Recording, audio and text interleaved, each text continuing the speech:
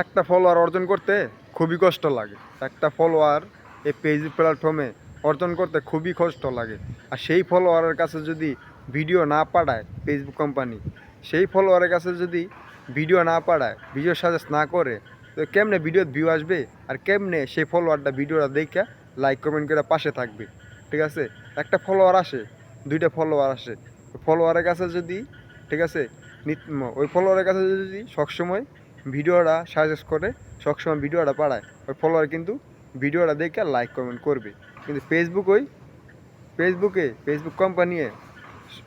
কোম্পানিও ওই ফলোয়ারের কাছে ভিডিও পাঠায় না। আর যদি ওই ফলোয়ারের কাছে ভিডিওটা পাঠাইতো, সাজেস্ট করতো ভিডিওটা সবসময়, তো জাগর ফলোয়ার 5,000 উপরে ভিউ, লাইক কমেন্ট ঠিকই আসতো।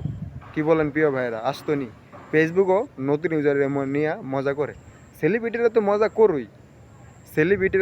করুই, এই ফেসবুক কোম্পানিও নতুন ইউজারকে নিয়ে মজা করে।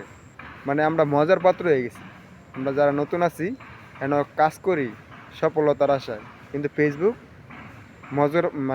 আঙ্গরে মজা পাইবে না, ভাবে আমরা এখানে মজা করতে আইছি। ঠিক আছে, ফেসবুক ভাইরাল করে না এমন কোনো কথা না, ভাইরাল করে, ইমন পর্যায়ে গিয়ে ভাইরাল করে সেটা বলার মতো না। ঠিক আছে, এটা বলার মতো না, এমন পর্যায়ে গিয়ে ফেসবুকে ভাইরাল করে। আর নতুন ইউজাররা যে এখানে কাজ করে, মেধা খাটায় কন্টেন্ট তৈরি করে আপলোড করে, খুবই কষ্ট করে এখানে আপলোড করে ভিডিও কন্টেন্ট বানানো সোজার কথা না। ঠিক আছে, যে বানায় হ্যাঁ জানে, যে বানায় কন্টেন্ট আপলোড করে হ্যাঁ জানে। এনে তো সেলিব্রিটিরা তো নতুন ইউজারকে নিয়ে মজা করুই। ঠিক আছে, নতুন ইউজারকে ইমোশনাল নিয়ে খেলে, আবার এখানে ফেসবুকের মালিকও নতুন ইউজারকে নিয়ে মজাও করে আবার খেলে।